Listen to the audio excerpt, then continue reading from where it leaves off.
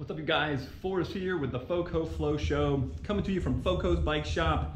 I might not be able to ride right now, but I've been super busy working on a new bike build and getting Fo's bike up and running with some cool bike hacks that you can do with electrical tape, zip ties, and spare inner tubes, the stuff that you have from being a mountain biker anyways. So let's get into it. We'll learn a few tips and tricks if you don't already have them so that you can get out there and find that flow.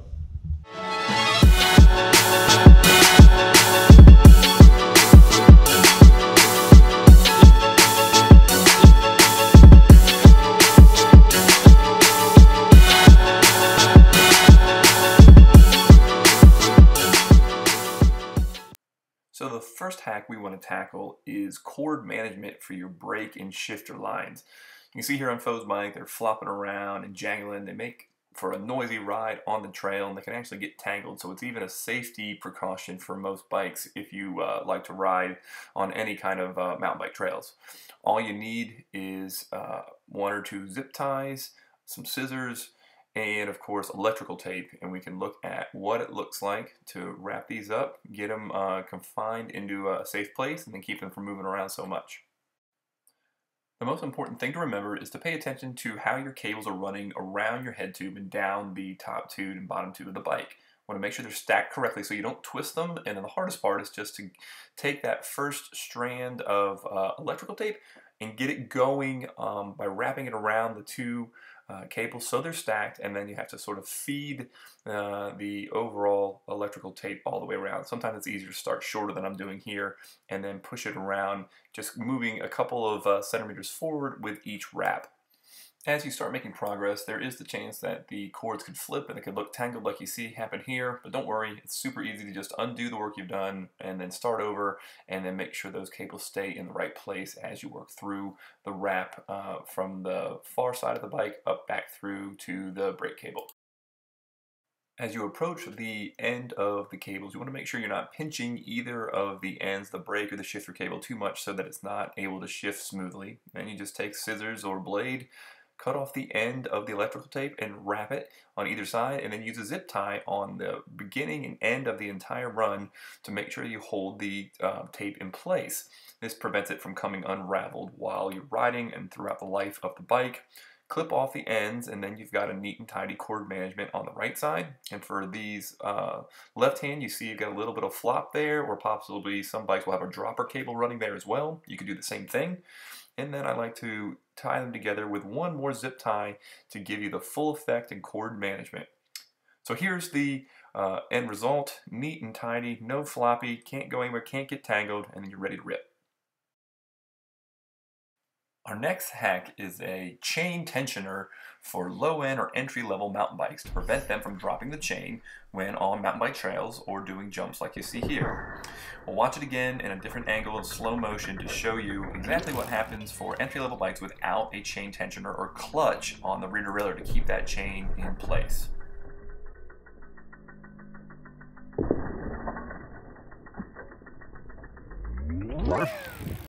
So to prevent that chain from flopping around so much, we have to install a chain tensioner. Here's the end result that we're going for, and it's going to take the slack out of the chain to prevent it from flopping around so much. All you need is the tool you see here, scissors, multi-tool, an old bike reflector is the key, a few zip ties, and some kind of way to help the chain run through. I went with the electrical tape that we used from the previous video.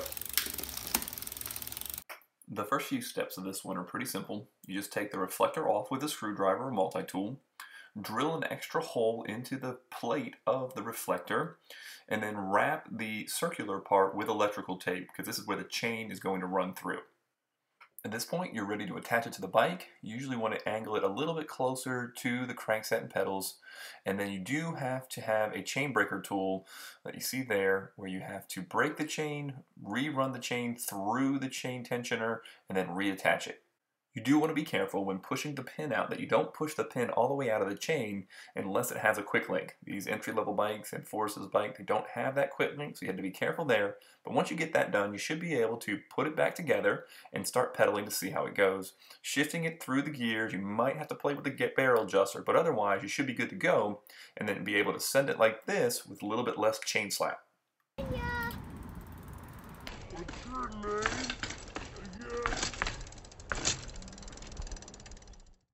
Our next hack is how to make a mountain bike mud fender out of a spring mix container or any other plastic like you see here.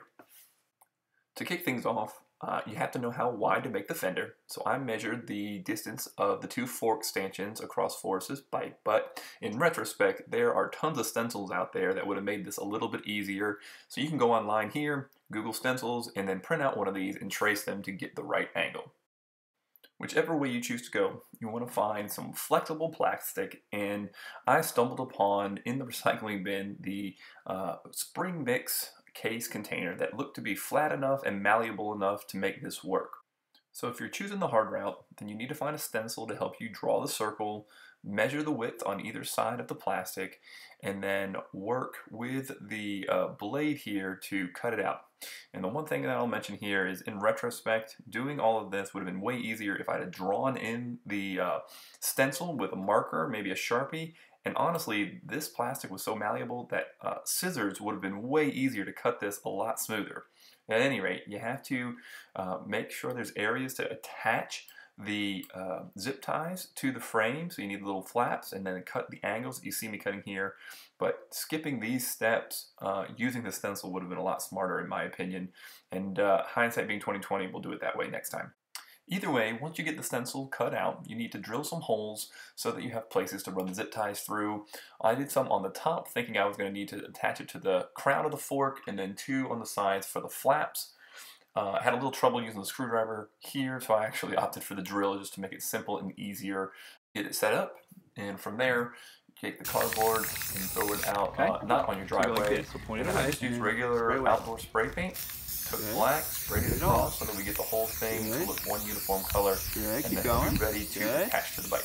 Good. Get on that other side. So after you let the paint dry, you're ready to attach it to the bike. I didn't get a full video of that, I apologize, but basically you slide it in there and look at the crown where you cut those holes and use small zip ties on the left and right. I didn't need the holes on the top, but you can cut it shorter if you do need it.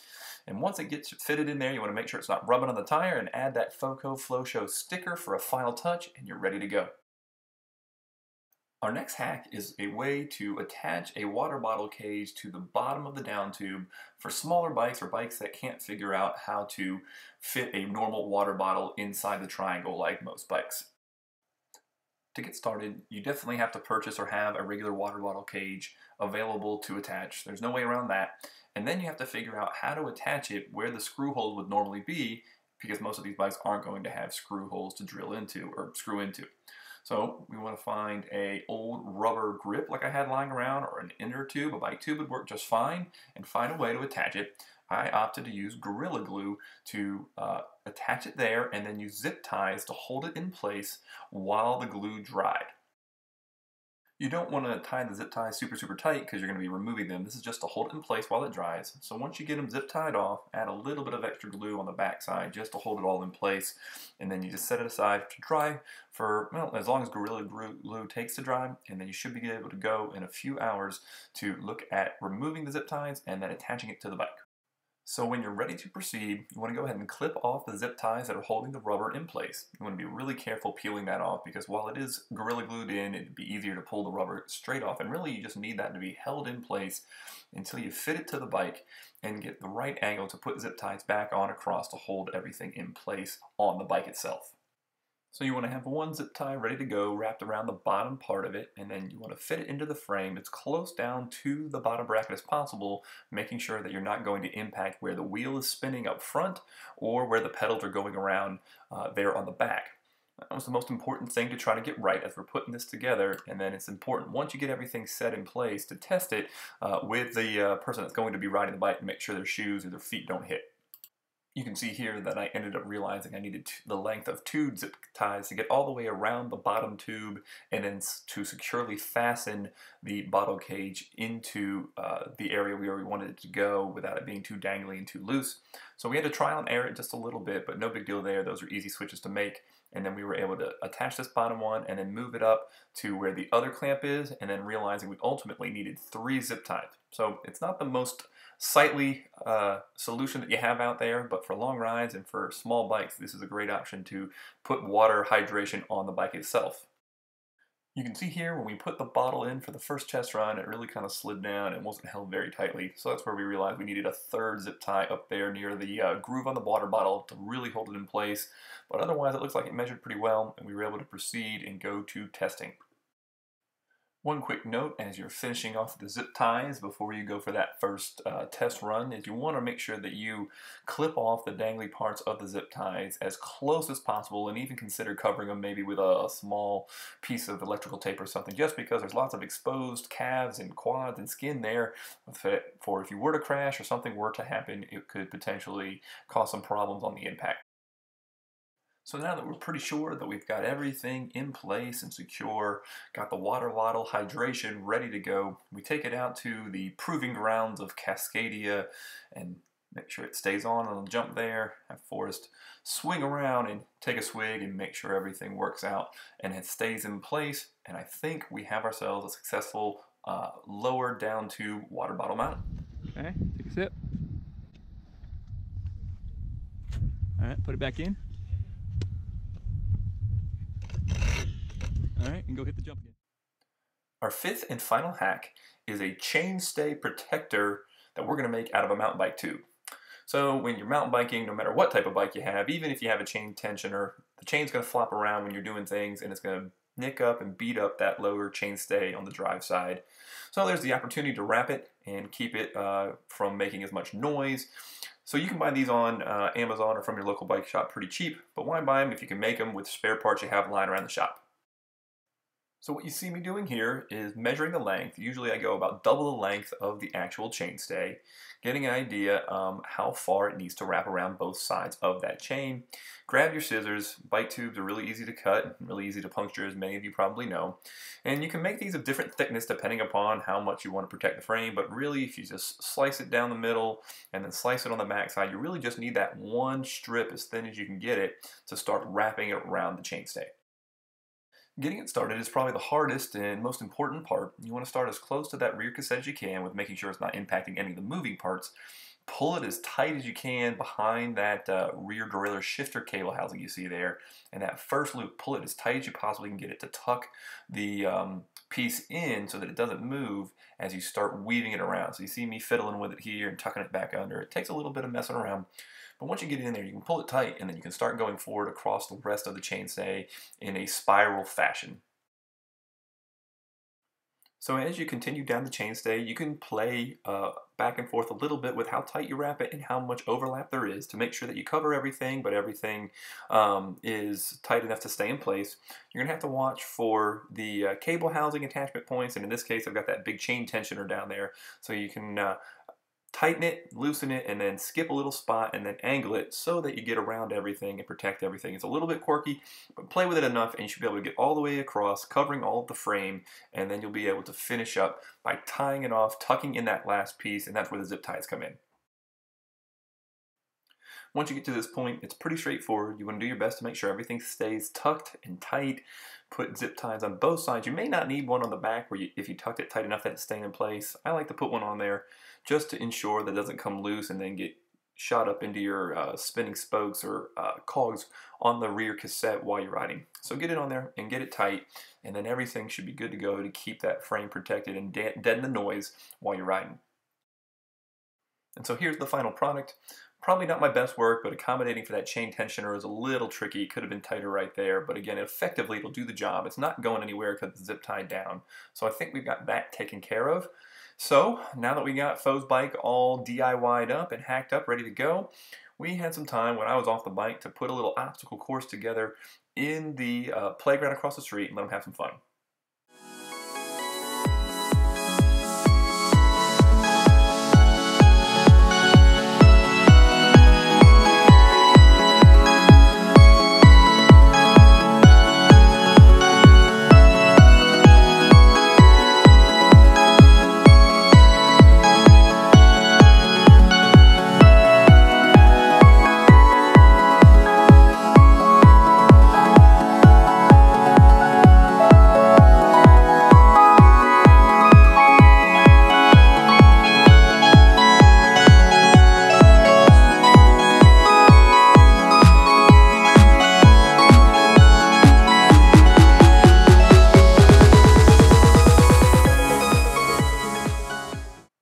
hope you found those hacks useful. They're simple, they don't require many tools or cost at all. You probably have some of the parts lying around. So finishing up here, we see Forrest out on Pretty with a little point of view from him, using some of his skills that we're working on while I'm off the bike. This was obviously before I got hurt.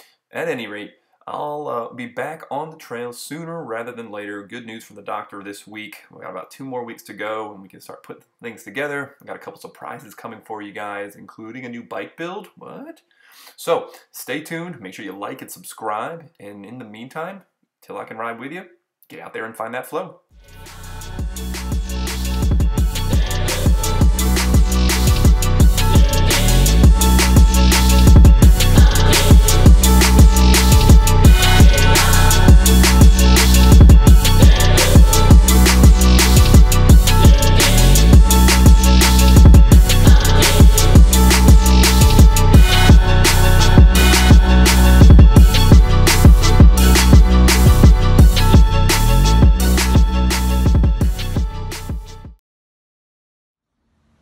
What's up, guys? It's FloBro at FloBro's Bike Shop here. So the brake saga continues, and while I'm waiting on my new brakes to come in, since I screwed that all up, I watched a video on how to true a rotor. So the shop told me a while back that my original Hope rotor here on my rear wheel was out of true. It was basically a little bent. They couldn't get it bent. So I found a video to hopefully essentially just take a spanner. They actually have a tool out there to true a rotor, but you can actually do it with like an adjustable wrench. So I'm going to show you how to do that.